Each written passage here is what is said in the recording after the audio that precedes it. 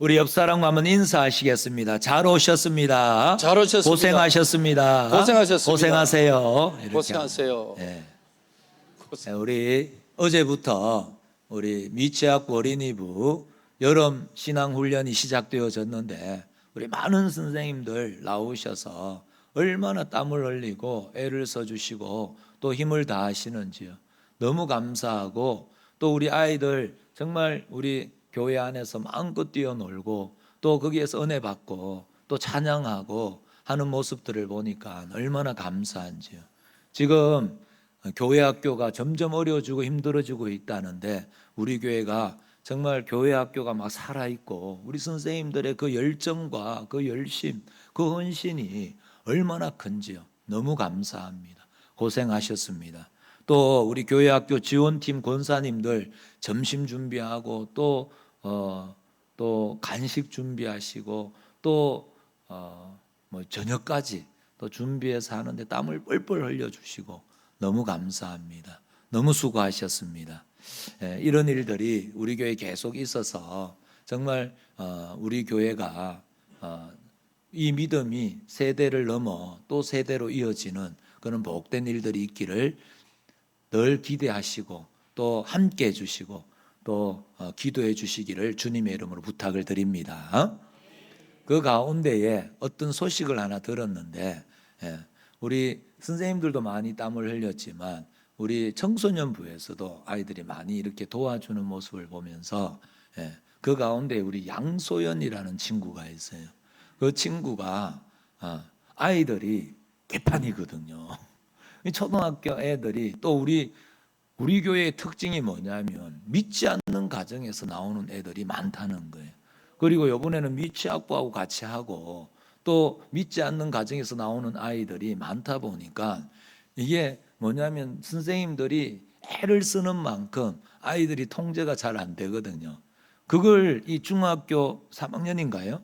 보고는 야들이 와 이러노 이런 마음이 들었는가 봐요. 자기에게. 그런데 자기가 또 고만할 때 왔거든 우리 교회에. 그때를 자기가 생각하면서 우리 선생님한테 이런 고백을 했대요. 이 아이들이 커서 이제 그 양소연이는 이제 보조교사처럼 아이들을 막 돌보거든요.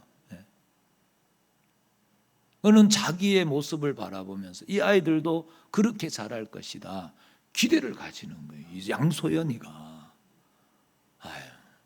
그래가지고 우리 아이들이 다 마치고 난 뒤에 갈 때에 나연이라는 애가 있거든요. 딱 그만할 때 소연이가 왔어요. 우리 나연이도 우리 소연이처럼 될라나 그런 이야기를 제가 했어요. 정말 우리 교회 안에 정말 세대를 이어서 보면 그 나연이하고 우리 다원이가 우리 양소연이를 보면서 자기도 그렇게 잘하지 않을까요?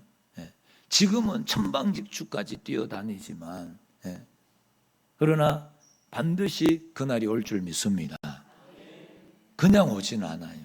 많이 인내하고 이 아이들이 정말 이 교회에서 마음껏 뛰어놀 수 있도록 지금은 좀 통제가 되지 않더라도 이 아이들을 그냥 억압하고 꾸중하고 또 이 아이들을 또 너무 잘 키워내려고 애쓰지 않으셔도 됩니다.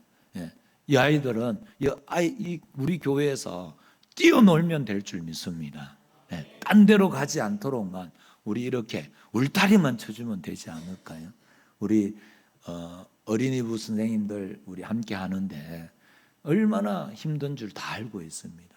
그러나 더욱더 우리 아이들 바라볼 때에 더 깊은 마음으로 더 넓은 마음으로 이 아이들을 품어주셔서 이 아이들이 정말 우리 교회에서 이 믿음이 다음 세대로 이어지고 그 아이들이 자라가지고 또 우리 양소연님만큼 커서 또 자기들이 그 밑에 애들을 보면서 나도 그럴 때 있었다 웃으면서 그들을 이끌어갈 수 있는 그런 아이들이 될 수 있도록 우리 계속해서 애쓰고 힘쓰는 우리 저와 우리 모든 우리 성도님들 또 우리 선생님들 될 수 있기를 주님의 이름으로 축복합니다.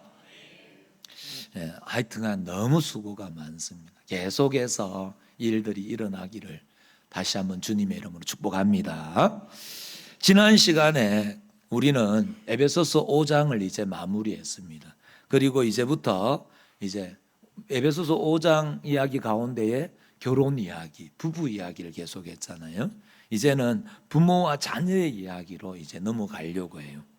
오늘 본문을 보면 여기서부터 6장이 시작이 되니까 한 이야기가 끝나고 새로운 시작이 되는 것 같이 여겨지지만 사실은 이 부분은 어디에서 에베소서 5장 15절부터 6장 9장까지 이 한 단락으로 볼 수 있다, 이런 이야기를 한 적이 있습니다.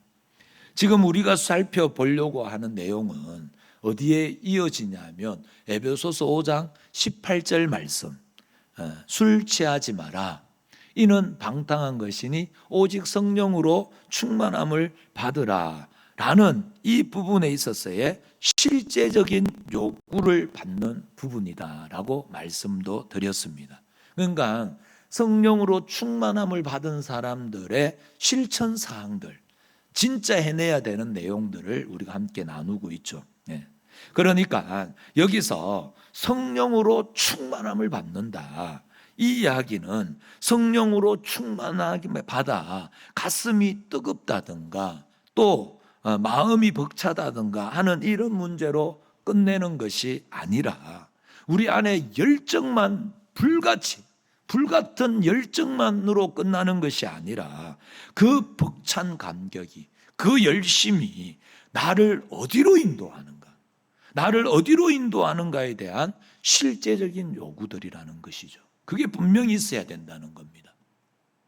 이런 관점에서 신앙생활은 그 방향성이 매우 중요합니다.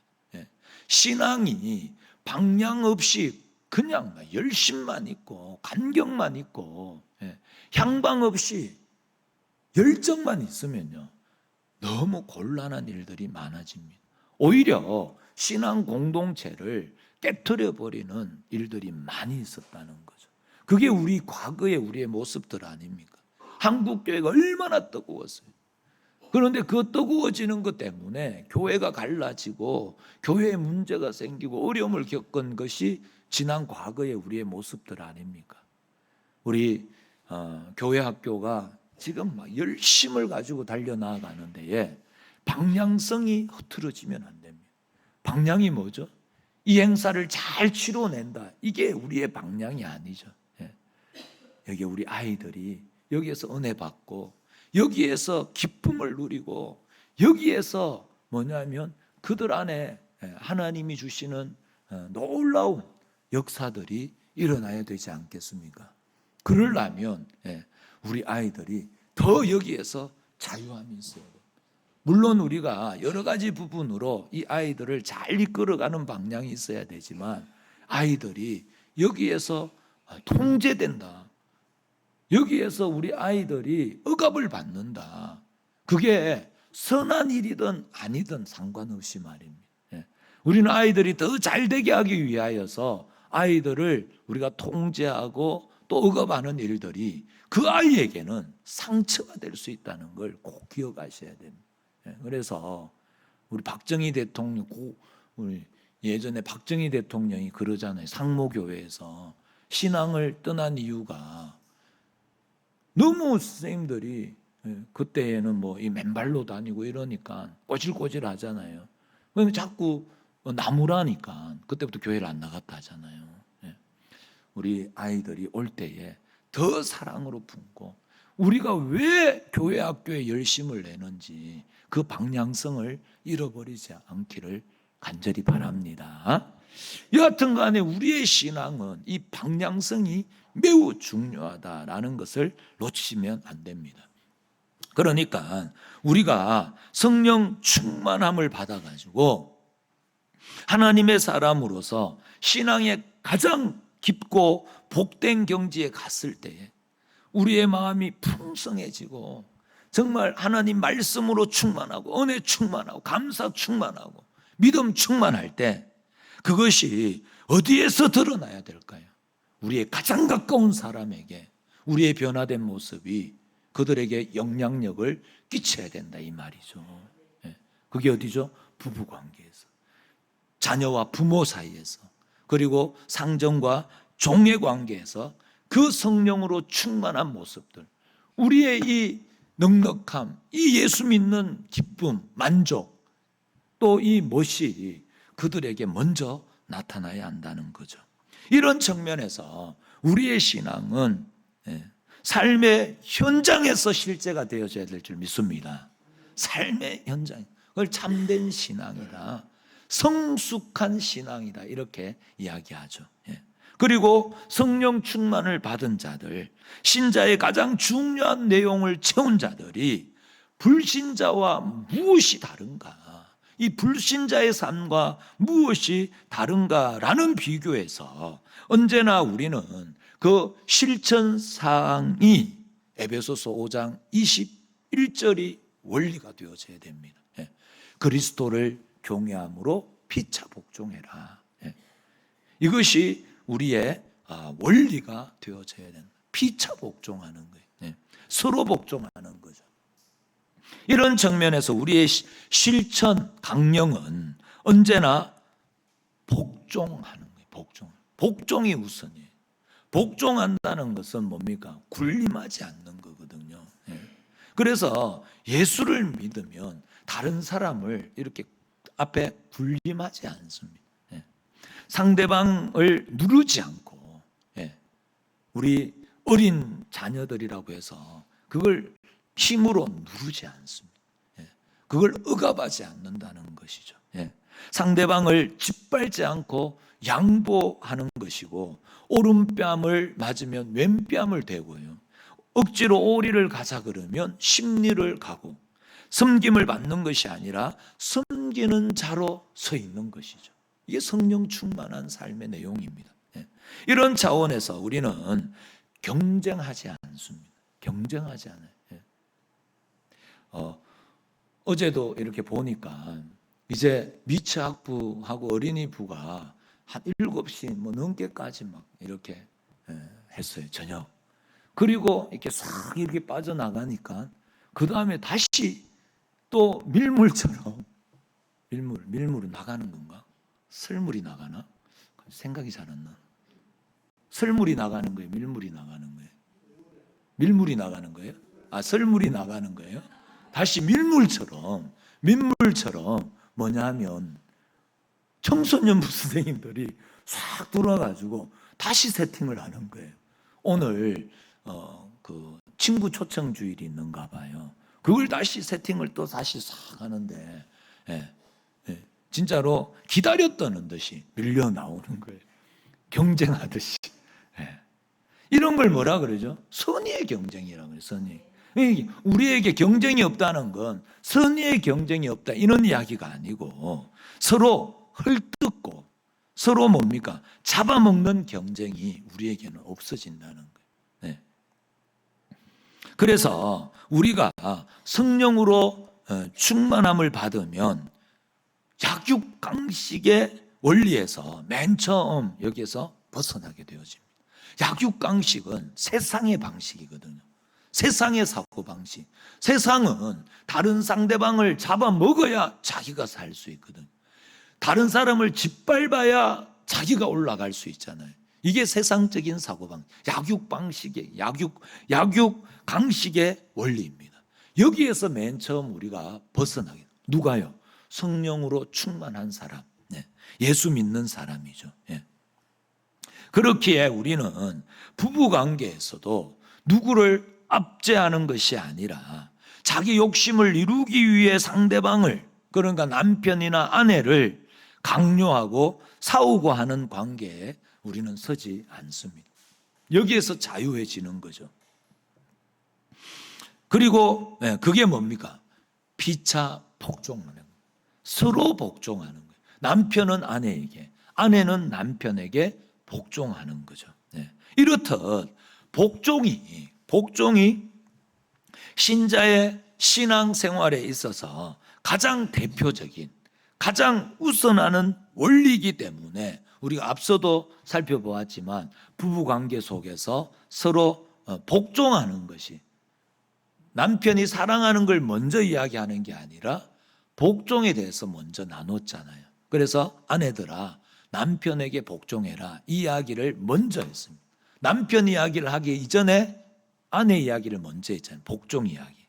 마찬가지로 6장에서도 복종하는 쪽을 먼저 강조하기 위하여 부모 이야기가 먼저 나오지 않고 자녀 이야기가 먼저 나오는 거예요. 자녀들아 주 안에서 복종해라. 그리고 5절 말씀 이하에는 뭐죠?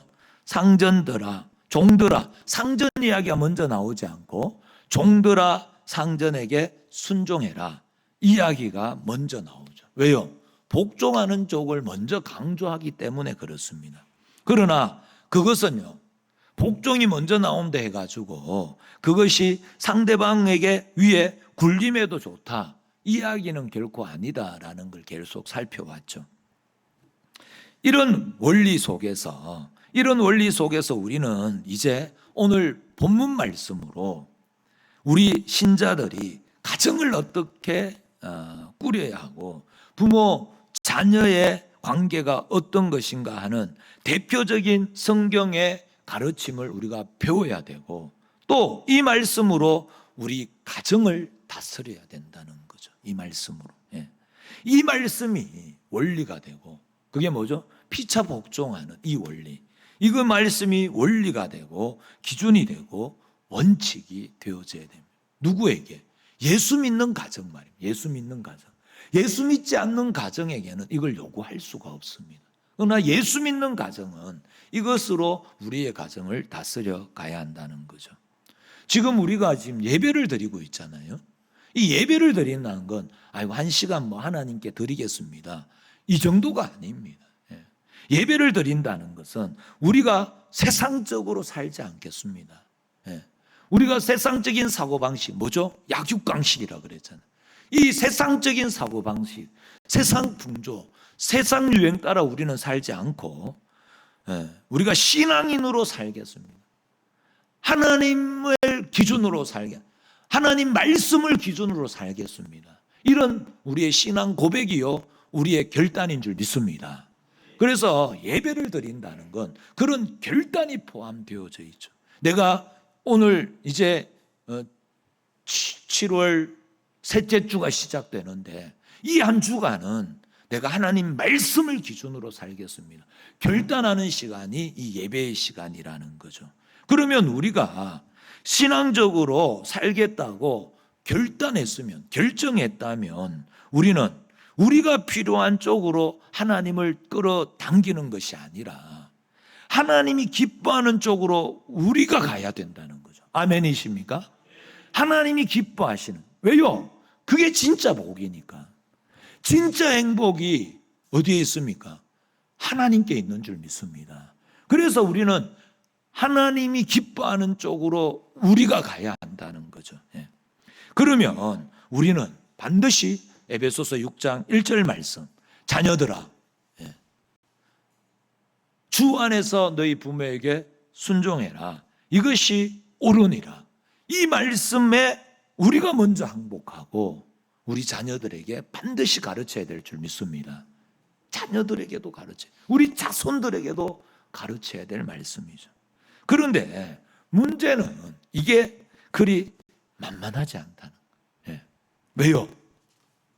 이 문제는 권위에 대한 싸움이기 때문에 그렇습니다. 권위. 그래서 오늘 본 말씀의 제목이 권위에 대한 순복이에요. 이 권위의 문제입니다.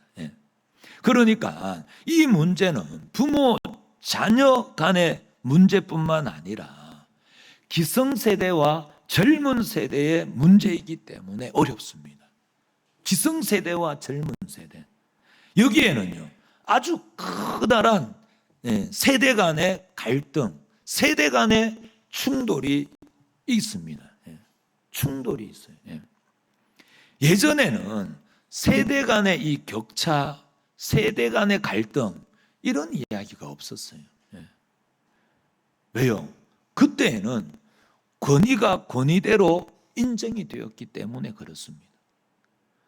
제가 중고등학교 다닐 때만 해도 그때 우리 애들이 별났거든요.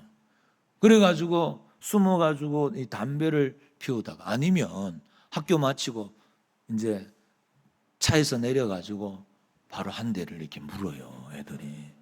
그러면은 그걸 막 활보하고 다니는 거예요. 저는 안 그랬어요. 활보하고 다니면, 그러다가 동네 어른이 오면 빨리 뭐냐면 그 불을 껐어요. 근데 요즘 애들은 그러지 않잖아요. 권위가 인정이, 그때는 권위가 인정이 되었는데 지금은요, 안 됐다는. 왜 안 될까요? 어른들의 잘못이죠. 어른들의. 이게 쌓이고 쌓이다 보니까 그런 것도 있지만, 권위를 가진 자들이 행포를 부린 거예요. 행포를.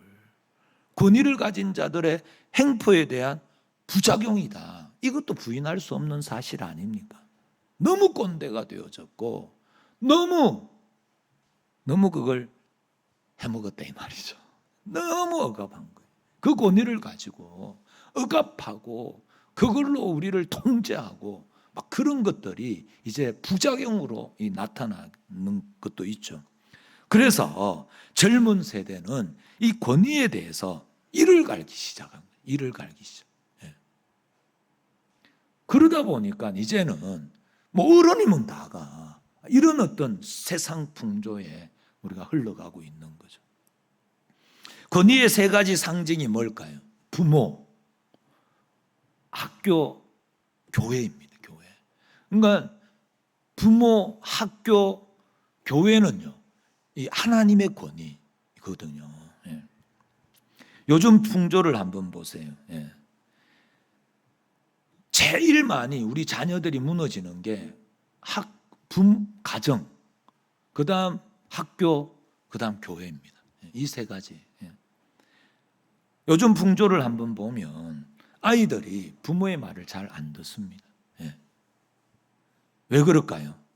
부모들이 자꾸 끌려가니까. 부모가 자녀들에게 다 져버리니까. 이러면 아이들에게 소망이 없습니다. 절대로 부모는 자녀들에게 지면 안 됩니다. 점점 어려워지는 게 뭘까요? 이제 부모들이 자녀들을 키우지 않고 우리 할머니들이 아이들을 키워요. 할머니들은 아이들한테 더 빨리 져버려요. 그걸 감당할 수가 없습니다. 그렇지 않습니까? 그러니까 이게 점점 어려워지는 거죠. 아이들의 앞에 부모가 벌벌 떱니다. 가정에서 가장의 권위가 무너진 지가 오래입니다. 그래가지고 1번이 아들이고 2번이 강아지고 그 다음이 아버지라 그러잖아요. 부모라 그러잖아요. 이러니 얼마나 이 세대가 지금 잘못되어 가고 있는지 몰라요.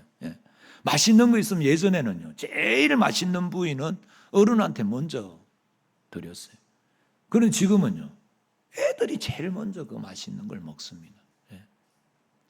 학교에서는요, 학교는 어떻게 됐죠? 요새 교사들이 아이들을 체벌할 수 없습니다. 그런데요, 아들이 선생님을 패요. 얼마 전에 교감 선생님 뺨을 때리는 초등학생 보셨죠?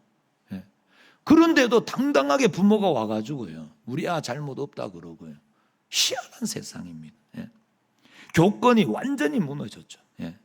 아이들이 학업을 거부해요. 그러면 교사들이 제재할 수 없다 그러잖아요. 뭐 이런 학교가 다 있습니까?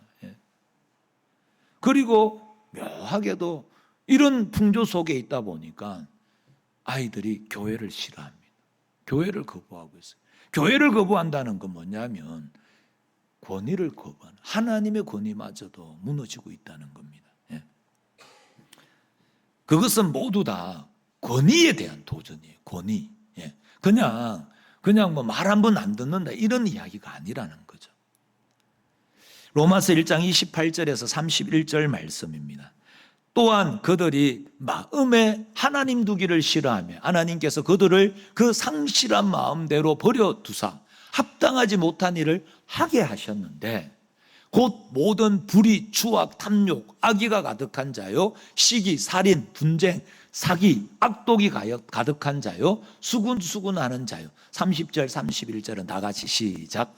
비방하는 자요, 하나님께서 미워하시는 자요, 능욕하는 자요, 교만한 자요, 자랑하는 자요, 악을 도모하는 자요, 부모를 거역하는 자요, 우매한 자요, 배약하는 자요, 무정한 자요, 무자비한 자라. 아멘. 아멘. 이 말씀은 하나님을 모르는 불신자들의 삶의 악한 모습들을 우리에게 이야기하고 있잖아요. 여기에 분명히 악의 대표적인 목록들이 쭉 나열되어 있는데 거기에 뭐가 나오죠? 부모를 거역하게. 예. 부모를 거역하는 것이 여기에 등장하고 있습니다. 그러니까 부모를 거역하는 것은 악한 일에 있어서 대표적인 거예요. 대표적인. 예. 부모를 거역하는 것이 불효가 악하다 이 정도가 아니다 이 말이죠. 예. 악한 일의 대표적인 것이라는 뜻이 됩니다. 악한 일이 뭡니까? 하나님을 모르는 일이에요. 하나님을 모르는 일. 의와 거룩을 모르는 자들이 하는 일들의 대표적인 일 중에 하나가 뭐라고요? 부모를 거역하는 부모를 거역한다라는 것은 뭐죠? 권위에 대한 도전이다라는 거죠. 예. 권위를 인정하지 않습니다. 마지막 때에 악이 말세로 가면은 뭐요? 권위를 인정하지 않는 일들이 있다. 이미 성경이 이야기하고 있는 거죠. 예. 고린도후서 3장 1절에서 2절 말씀입니다. 너희는 이것을 알라. 말세에 고통하는 때가 이르러 사람들이 자기를 사랑하며 돈을 사랑하며 자랑하며 교만하며 비방하며 부모를 거역하며 감사하지 아니하고 거룩하지 아니하다. 그렇게 이야기를 해요. 예. 말세에 나타나는 대표적인 악들을 이야기하고 있잖아요. 세상이 점점 가면 갈수록 나타나는 현상들이 있는데 그 중에 얼마나 무서운 이야기가 나오느냐 하면 교만하고 비방하고 이거와 똑같은 비중으로 뭘 이야기하죠? 부모를 거역한다. 예.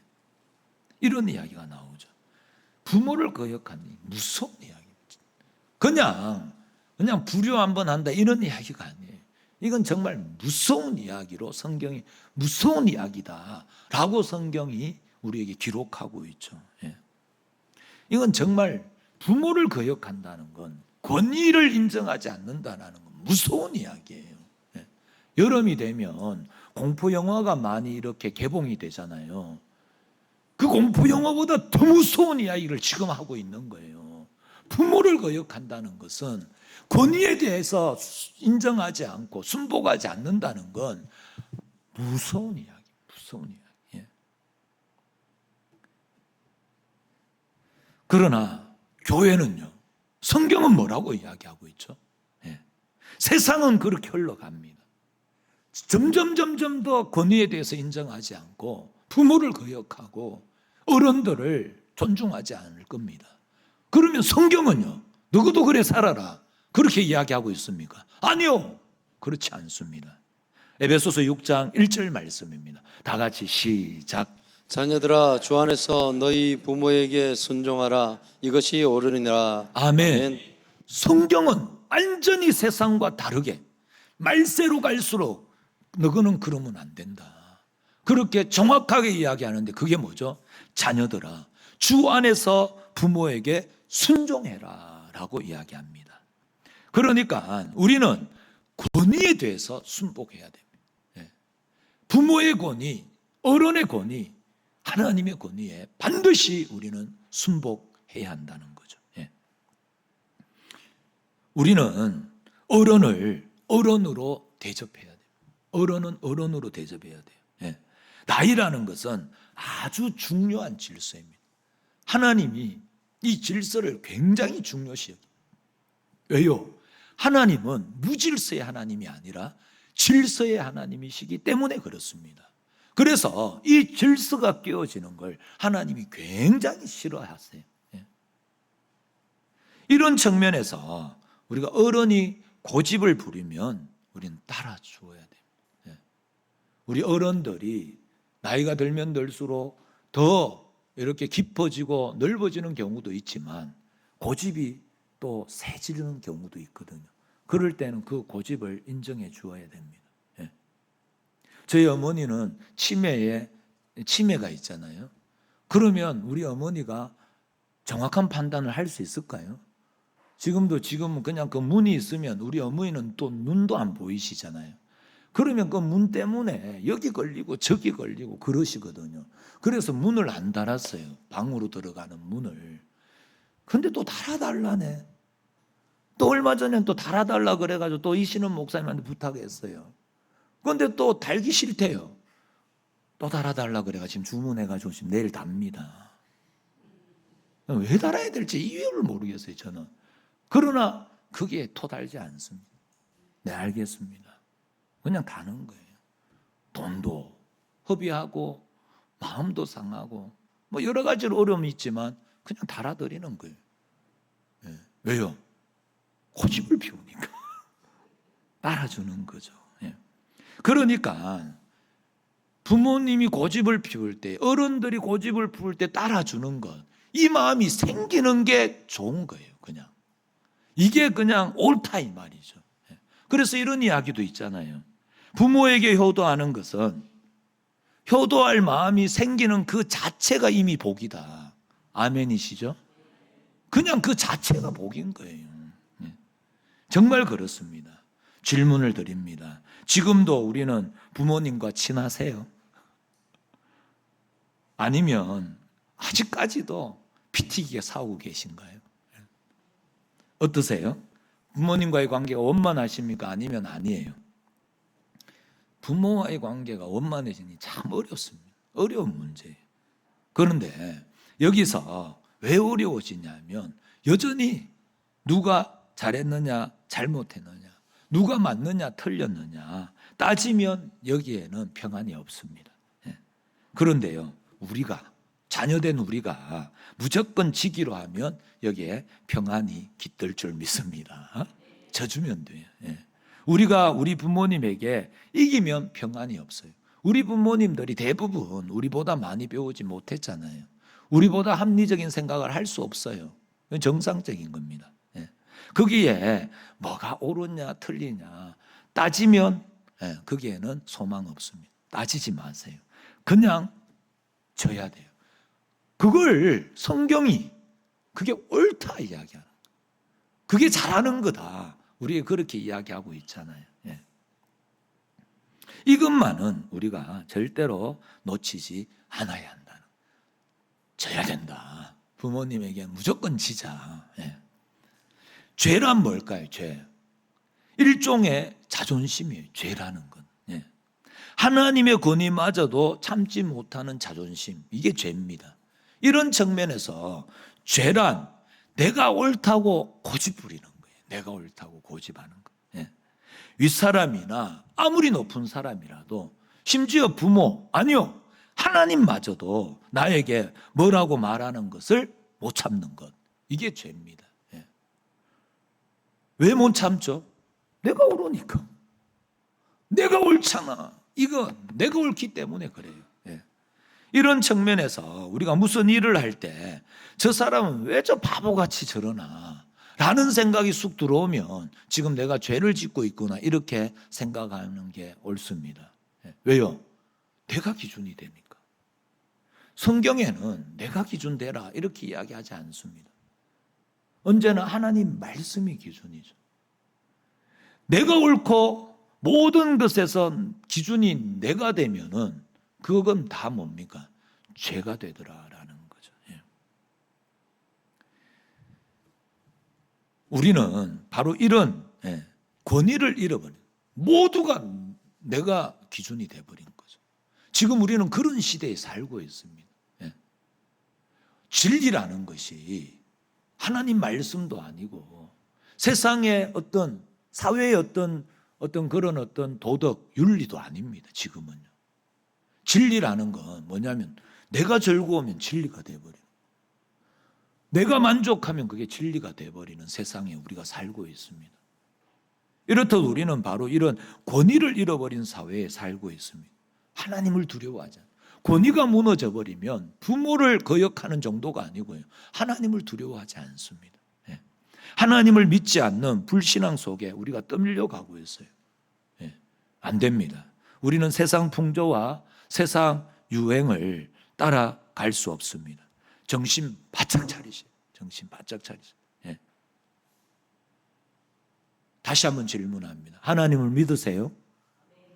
하나님을 믿습니까? 그러면 우리는 다른 선택이 없습니다. 주 안에서 부모님께 순종하시기 바랍니다. 예.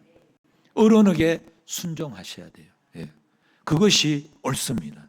우리 아이들을 때려서 순종시킬 수는 없습니다. 그건 부모 책임이에요. 예. 이건 부모에 대한 이야기는 나중에 나와요.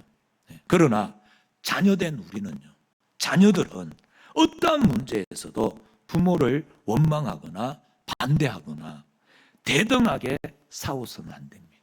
예. 대등한 입장에서 네가 원래 어머니 내가 옳지 엄마가 틀렸죠. 이런 대등한 입장에서 절대로 싸우지 마세요. 예. 있을 수 없는 일입니다. 어떤 경우에도 부모의 권위를 인정하셔야 됩니다. 그런데 우리가 부모의 권위에 대해서 우리 부모님들이 인정할 만하고 또 존경할 만하면 얼마나 따라가기 쉽겠어요. 그런데 성경이요, 인정할 만한 부모고 존경할 만한 부모에게는 순종하고 그렇지 않는 부모에게는 거역해도 된다, 이렇게 이야기를 안 하고 있습니다. 그렇게 이야기하지 않습니다. 성경은 그렇지 않다 할지라도 너는 순종해야 된다, 피차 복종하라, 그렇게 성경이 우리에게 가르치고 있지 않습니까? 왜요? 왜 우리가 그걸 따라야 되죠? 이유는 없습니다. 다른 이유는 없어요. 한 가지 이유. 뭘까요? 다 같이 따라합니다. 예수를 믿기 때문에. 아멘. 다른 이유가 없어요. 우리는 예수님을 믿기 때문에 우리는 세상이 우리의 기준이 될 수 없고 또 내가 기준이 될 수 없습니다.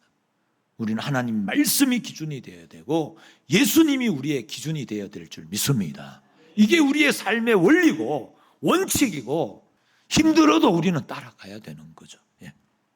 하나님께서 부모와 자녀라는 관계를 허락하신 것은 분명히 그 속에 부모라는 권위가 갖는, 부모는요 하나님을 대신하거든요.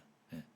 부모의 권위가 갖는, 곧 뭐냐면 하나님의 권위를 대언하는 어떤 상징이 있기 때문에 허락하셨습니다. 예. 거기에는 부모가 갖는 하나님의 하나님 되심, 온 우주 만물을 구원하시는 권위자로서의 하나님의 어떤 모습을 상징하는 상징이 부모의 권위 속에 포함이 되어져 있더라라는 거죠. 우리는 이걸 발견하셔야 돼요. 이런 의미에서 우리가 부모에게 순종하고 어른을 공경한다면 그것이 바로 뭡니까? 하나님께 순종하는 거예요. 하나님을 경외하는 것이 됩니다. 하나님을 예배하는 것이 되는 것이죠. 예. 이걸 안 하면서 이 예배가 승리할 거라 꿈도 꾸지 마시고, 오늘 이 예배를 드리고 하나님께 영광을 올려드립니다 고백한다면 우리는 반드시 부모에게 순종해야 될 줄 믿습니다. 권위에 대한 순복이 있어야 된다는 거죠. 이런 측면에서 반드시 부모님에게 순종하세요. 공경하셔야 돼요. 어른들을 반드시 공경해야 돼요. 눈에 힘주고 어른들에게 절대로 대들면 안 됩니다. 저도 회개합니다. 우리 어머니를 똑바로 쳐다보면서 대들었던 걸 회개합니다. 우리 모두가 눈을 부라리면서 정말 어른들에게 대들었던 것 오늘 회개하셔야 돼요. 바로 그것이 우리가 마음을 다해서 이 가정과 교회의 분위기를 지켜내야 하는 중요한 원리예요. 다른 교회는 몰라도, 다른 사회는 몰라도 우리 소망교회 안에서는요, 우리 소망교회 다니는 성도님들의 가정에서는 절대로 이런 일은 일어나지 않아야 될 줄 믿습니다. 부모를 거역하고 어른들을 공경하지 않고 또 어른들에게 대드는 일들이, 그런 분위기는 우리 교회에서는 사라져야 될 줄 믿습니다. 북유럽에는요, 어떤 그 가정의 어떤 좋은 일들, 어떤 자랑할 일들이 있잖아요. 그런 일들이 있으면 절대로 자랑하면 안 되는 그런 문화가 있답니다. 우리는 아이가 무슨 어떤 원하는 대학에 들어가면 우리 이 아이 원하는 대학에 들어갔으면 이게 우리는 그냥 미덕이잖아요. 자랑하는 게. 북유럽에는 그거 자랑하면 그 공동체에서 퇴출당한답니다. 우리 교회가 진짜로 우리 교회에서는 어른한테 눈을 부라린다든지 또 부모님을 거역한다든지 이런 분위기는 절대로 여기에 발 못 들이도록 우리가 했어야 될 줄 믿습니다. 그리고 우리 자녀들에게 우리 자손들에게 그걸 가르쳐야죠. 예. 그 가운데에 그러려면요 부부는요 어떤 자리에서도 서로 비난하지 마시기 바랍니다. 내 아내는 말이야, 내 남편은 이런 이야기 이제 절대로 하지 마세요. 그런 분위기 조장하지 마세요. 특히 우리 자녀들 앞에서는 절대로 남편을, 절대로 아내를 비난하지 마시기 바랍니다. 그리고 부모와 어른을 비난하거나 불경하게 구는 일들은 우리 교회 다니는 성도님들 가정에서는 그런 일들은 이제 발도 못 들이게 하시기를 주님의 이름으로 부탁을 드립니다. 그것이 바로 성경이 요구하는 오직 성령으로 충만함을 받으라라는 실천 사항들입니다. 우리는 성령으로 충만함을 받은 사람들. 그러면 우리는 이런 실천 사항들을 우리가 우리의 현장에서 살아내야 될 줄 믿습니다. 한 주간 오직 성령으로 충만함을 받은 사람으로서 세상을 거슬러 권위에 순복하는 삶을 살아내는 저와 우리 모든 성도님들이 될 수 있기를 주님의 이름으로 축복합니다.